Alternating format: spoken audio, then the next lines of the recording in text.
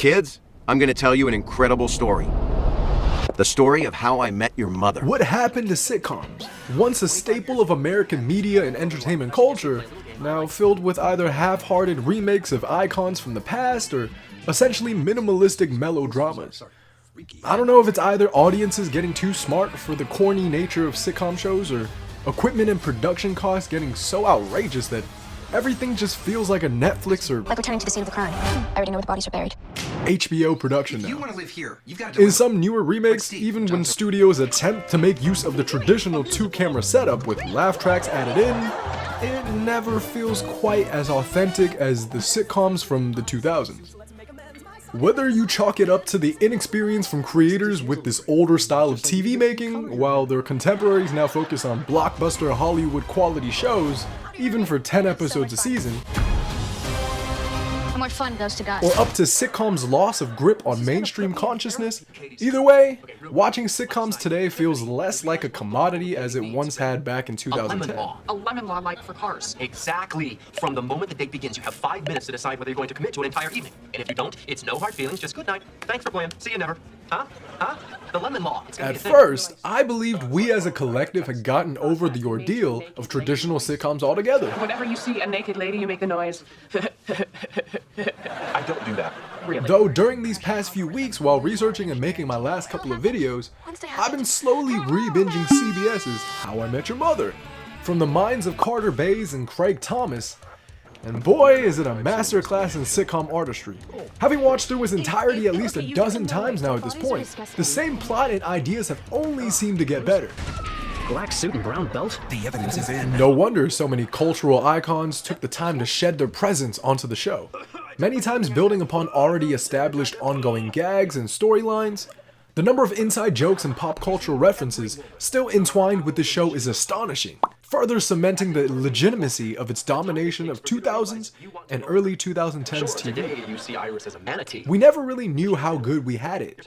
Once when laugh tracks, reused sets, and intelligent scripts were the norm, and seen as outdated in the eyes of consumers, where a rise of mobile devices and technological advancements during that time meant a never-ending hunger for any and all things higher quality and cleaner in feel. Kill vampires and I hate taxes. Giving way to movies, music, and TV all starting to heavily rely on aesthetically pleasing shots and the use of CGI to hook viewers in and keep them locked through eye-catching visuals, to the point where the line once rested between sitcoms and other TV shows, now ever fleeting, where many viewers can't even tell the difference anymore. Gone are the subtle nudges for laughter, or lines where you had to pause and really take the time to digest jokes. Now replaced with bright and shiny backgrounds, CGI creatures, and one after another of reimagined IPs.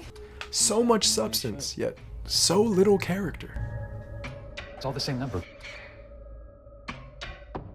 What are the odds of that? You happy with your life? Have you met Ted? You could say the stars somewhat fell in line for this hit show to become a reality. With a half a dozen recasts before the pilot was ever even shot, and Jim Parsons along with Jennifer Love Hewitt set to play as Barney and Robin, How I Met Your Mother could have looked a lot different. That's a knee. It's a beautifully drawn knee, so. It's a barn. Oh, knee barn, right? That's a great idea, Lily. We should stop at the knee barn. Though on that fateful September evening in 2005, some support. It's been like 20 minutes. You think they're doing it? You think they're doing it for the dogs? Doggy style. Ted Mosby, Robin Scherbatsky, Marshall Erickson, Lily Aldrin, and of course, Barney, president of Awesome Stinson, hit our screens and into our hearts. Our gang of lovable misfits living out their 20s and 30s in New York City. 22nd Street, and my concern decreased until a cold wind blew a branch aside, revealing east. The east side? No. What have I done? Even though the show was never shot on the East Coast at all, and a studio lot in Los Angeles designed to look like the Big Apple was where every scene was shot.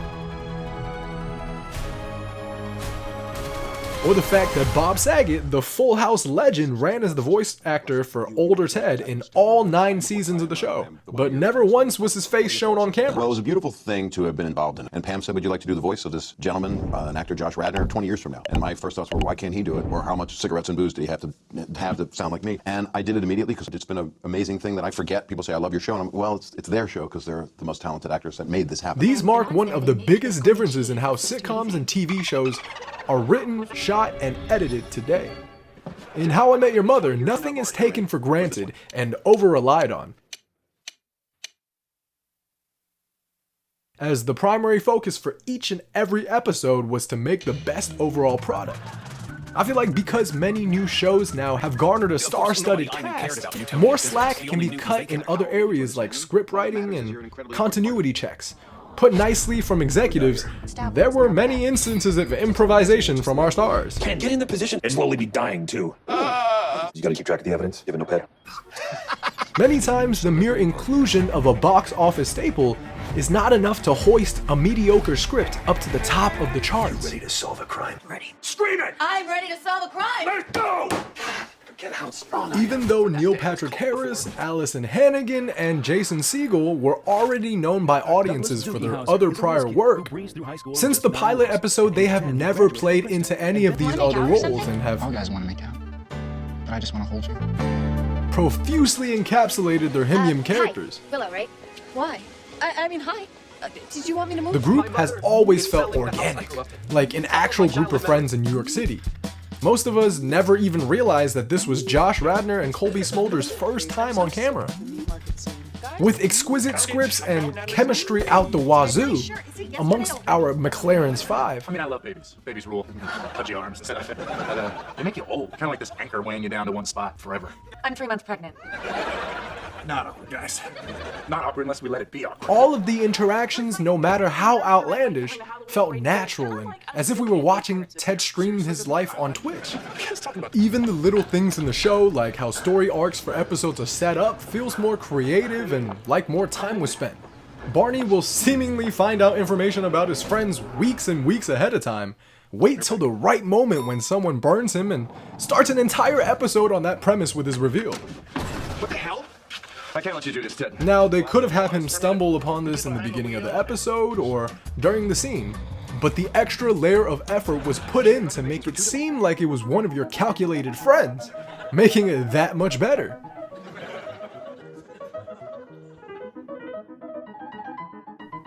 How I Met Your Mother is also a show where the undisputable fan favorite resides in that of a lovable villain side character. Cause let's face it, Barney fits the description when it comes to villains. If it weren't for Marshall or Lily, there would have been countless times where he would have knowingly screwed over Ted or Robin, or even the playbook, and if it weren't for his clever, quick-witted lines and comedic timing, he would low-key be evil. Think Steve Stifler from American Pie and Well, polish my nuts and serve me a milkshake. Spike from Buffy the Vampire Slayer. Creators of How I Met Your Mother also treated the audience as more intelligent than many shows now, and many jokes weren't overplayed or blatantly dissected on screen for you.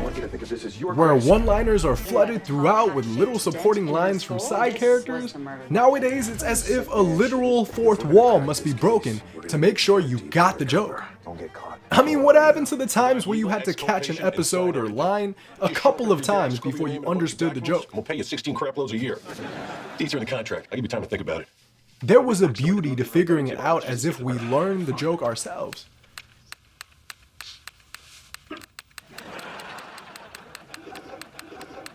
And why I still understand the difference between peanut butter and jam.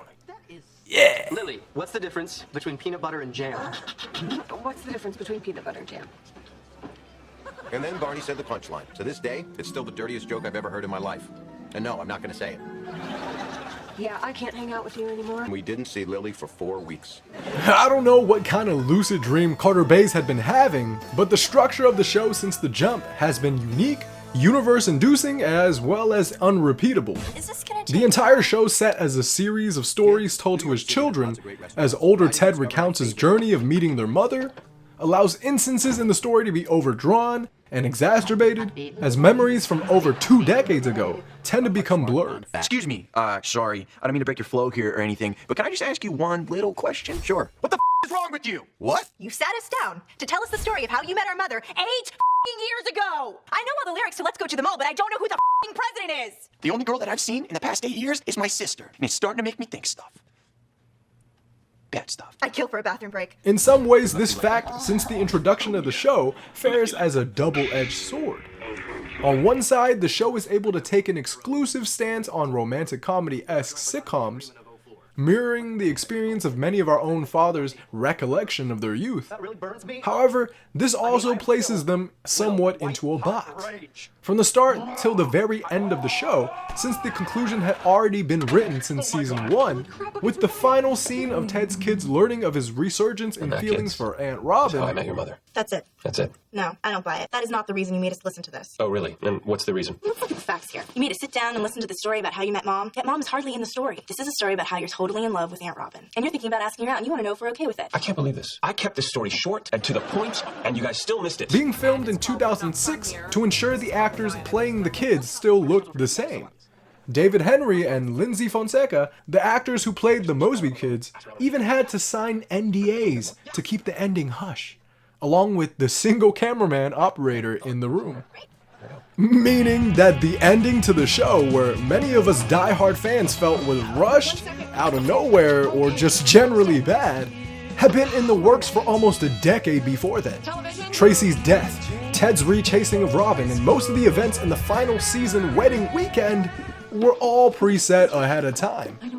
Having learned this while rewatching the 9 seasons over once again, I argue that the ending to How I Met Your Mother wasn't unrealistic or hasty at all, as it perfectly simulates the course of one's life. Every 5 a.m. Christmas morning, every sleepy Sunday afternoon. As humanity and existence itself is completely unpredictable at all times and never really how we planned it to be. So, the show about How I Met Your Mother being actually about how I waited for your mother to pass away and then jump back onto my ex is the most representative of reality a show has been for a while now.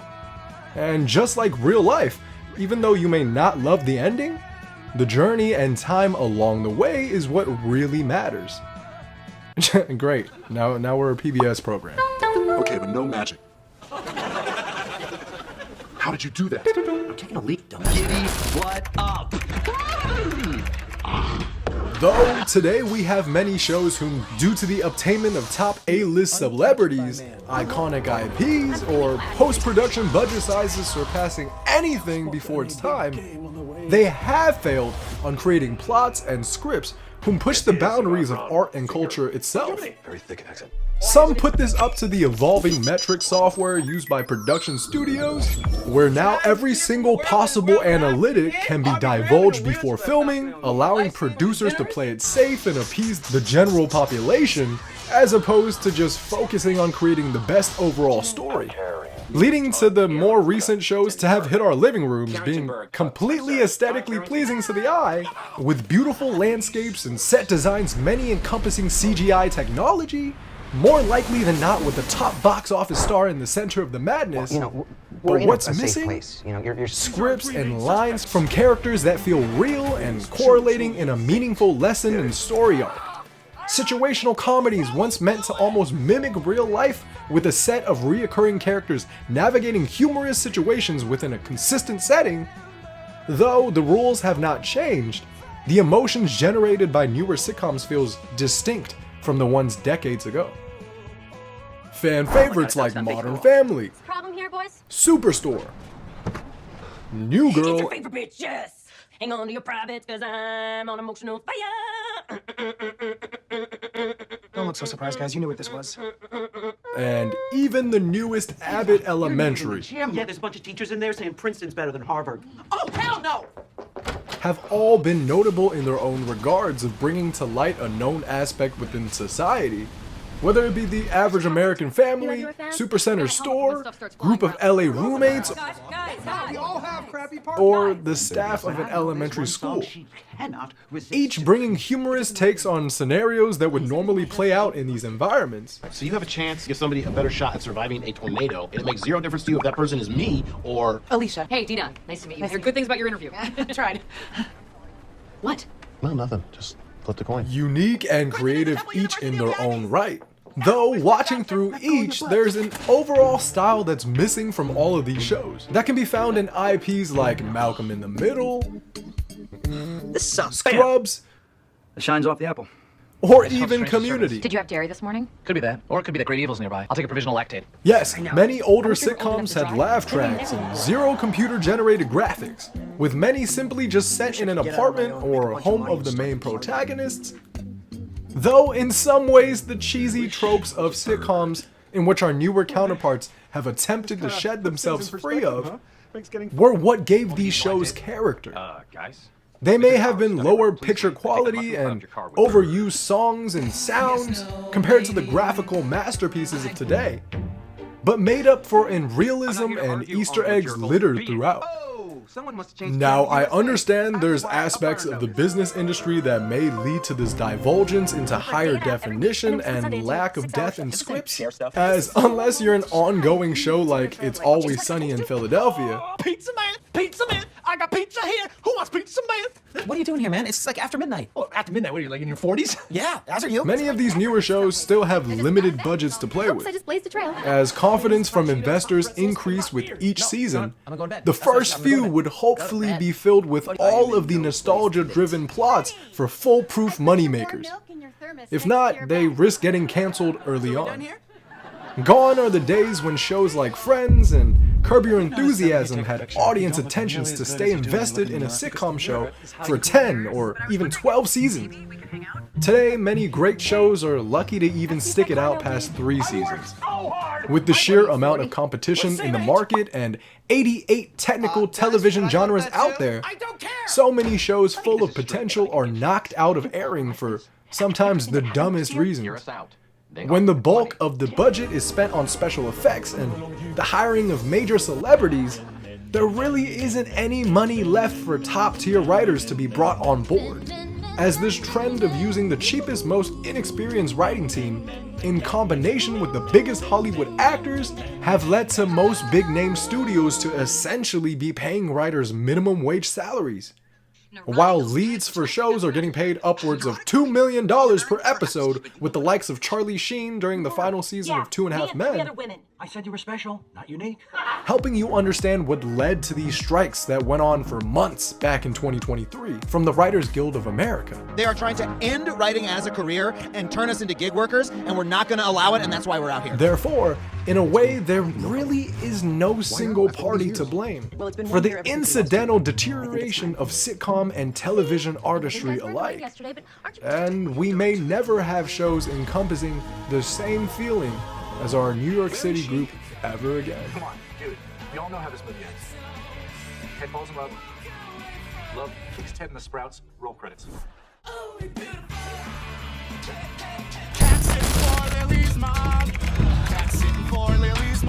Haters argue the acting in How I Met Your Mother can be cheesy at times, but I argue it's real. I mean, how many of us make corny jokes all the time with our friends just cause it's funny? From the many pop culture and entertainment references that the show alludes to within each episode, something amazing happened. Oh, I'm sorry. I thought this was my room. to the jingles and quirky tunes the characters sing out throughout the 9 seasons, Order Chinese food today. Some mushy pork sauce got away. Flip the cushion, now everything's okay. Right? I wish I could see her naked. I wish I could see her naked. I wish I could see her naked and down on all fours. Right. For the longest time, if you said goodbye to me tonight, there would still be music left to write. Right. Like we'll see, hey, no, I won't, no, James, I won't be afraid, no, hey, I won't shed a tear that is locked on. as you stand, yeah, stand by me. When now you're in trouble, won't you stand by me? If I had a tambourine, if Right? All feel like just any other group of young adults living in a metropolitan city. What started out as a newer, reconceptualized take on Friends quickly realized as a more substantive modern take on American love life and the facets of each. Maybe in some ways, Central Perk's crew feels more like an ambivalent retelling of life from a third-person omniscient perspective, as even though many aspects of the show are concurrent with real life, they still just feel a bit off. Incredible. We Were on a Break happens in real life. we were on a break! Coffee house? Beth. And for the record, it took 2 people to break up this relationship. But the way it's treated and brought up upon by characters do not. While with instances in How I Met Your Mother, the writing is so thought out that it usually feels a little too real. As if your buddy from college was the one who they based the stories off of in the show. Like other traditional sitcoms, there are reused aspects in the show from background music and sound effect choice to lay out for certain episodes like the slap pets, It's a big tip. You must have much gold. doppelgangers, Lesbian Robin, and Mustache Marshall. Is it just me, or does that stripper look exactly like... We found a stripper who looks exactly like Lily. Mexican wrestler Ted.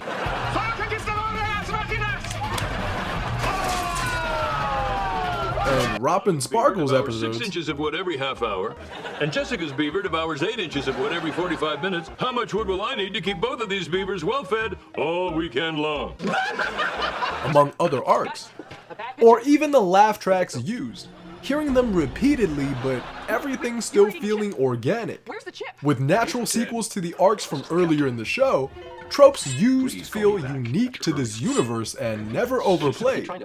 Even the introduction of characters feel more thought out and intricate. Sweet Mother of God. Sweet Mother of God. Take Britney Spears' character, Abby, a receptionist at Dr. Stella Zinman's dermatology office, who ended up having several reoccurring arcs, first going after Ted, then sleeping with Barney.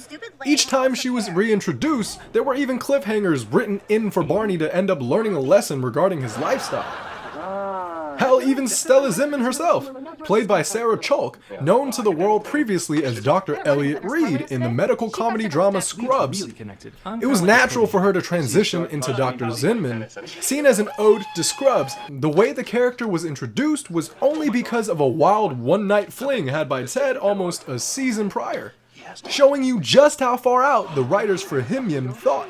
During the drunken night out, not only were there hot tub escapades, but Ted also ended up with a lower-backed butterfly tattoo, of which he needed the assistance of, you guessed it, Stella Zinman to remove. And let's not even get into the inevitable relationship, wedding, and leaving at the altar The of. last 8 years, you're just gonna regret this. You know that, right? You are going to regret this. And now there is nothing you can do about it because it's too late. All you can do now is go up there and start your crappy, disappointing life that will never be nearly as happy as the one you could have had with me. Goodbye. Ted, wait. Look, Stella, I am not here to win you back. I am here because I need to know that you know you made the biggest mistake of your life. I know. Good. Hi, Kim. Hi. At least JD's happy. Oh, did you have fuzz in your hair?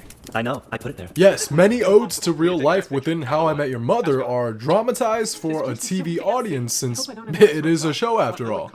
But again, never overdone and always cleverly making fun of an aspect in many regards. Similar to the minds of Dan Harmon and Community, who also created Rick and Morty, which Sarah Chalk also plays Beth in. Man, Hollywood is a small world after all. Like Community, the writers are smart, and rewatching both, it's as if there isn't a single second of dead air throughout all of the episodes. You hit me with a woman's hand. You Midwestern filthy. I lived in New York. Which, coming from any television programming, is an impressive feat. To the point where many jokes in How I Met Your Mother especially are so true to life, with punchlines that you would hear from a dive bar. You can't even tell if they were improvised by the actors or intentionally written in. For crying out loud, there are so many moments in the show where entire new sets, wardrobes, and variations to characters are committed to, for bits sometimes only a few seconds long. Though, as it fit with the overall narrative and propels the plot forward, nothing was spared. Another pet peeve of many show lovers is the issue of continuity, where most of the time where time skips demolish whatever's left for some shows. Sometimes these errors are unavoidable, as with some shows actors decide to move on to different endeavors, therefore show writers must decide either to write them out or replace them with a similar actor, either way ruining continuity for audiences. Or, usually in the case of sitcoms, as they run for seasons at a time that span years and even decades at a time, if an episode were to flash back to an earlier season, many times there will be aspects of hair or makeup, or even a set that just doesn't match up with earlier in the show. Streaming services like Netflix and Hulu make those points even more evident, as viewers are now able to binge entire seasons or shows at a time. And so if you watch the pilot this morning, a different colored hair during a flashback is really gonna bug you. Even after 9 seasons, whether it be any one of the things I just mentioned, How I Met Your Mother has always got it right. There wasn't a single instance where you could catch them lacking when it comes to continuity. For 9 entire months when the 4th season was shot, since Lily wasn't pregnant, but Allison was, they even used clever visual tricks to gloss over that fact. Where they could have just randomly wrote Marshall and Lily to have their first unexpected child, for continuity and a concurrent story, nothing was sacrificed. No! You never break up a girl fight! Never! Don't even get me started on the emotional episodes where our group learned serious life lessons. Every season there are plops of emotional honesty and the swallowing of hard truths. Right now, I don't know if I can just walk away from the game. Do you want to keep playing or do you want to win? I want to win. What am I doing? Built into the show that even to this day, I can learn from and support on my own life path. Stuart, don't get married. Dude, I'm sorry. Being in a couple is hard, and committing, making sacrifices, it's hard. But if it's the right person, then it's easy. Looking at that girl and knowing she's all you really want out of life, that should be the easiest thing in the world. That's the issue with newer sitcoms. They don't have an even blending of quirky humor and real lessons intertwined within its stories, where some shows feel almost like a bunched up set of compilations all correlating to the main characters, like a real-life Family Guy. Griffin, the man-child. Though there is a market for such stress-free programming, that won't ever transcend culture and media alike, like How I Met Your Mother. Whatever you do in this life, it's not legendary unless your friends are there to see it. And others amongst its kind. Because you are spending the night in your room. You are being punished. Aw, Dad. Don't look at me. As HIMYM wasn't just a sitcom, as much as it was a blueprint to modern life as a young adult. That's totally a boob.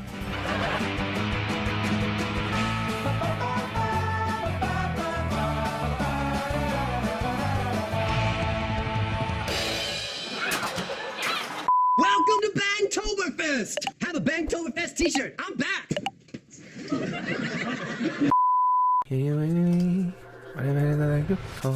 I'ma pull it like Jimmy Neutron, like you all I know. You wanna go slow, but we can go faster. Tell me your password. That's such a lazy bar.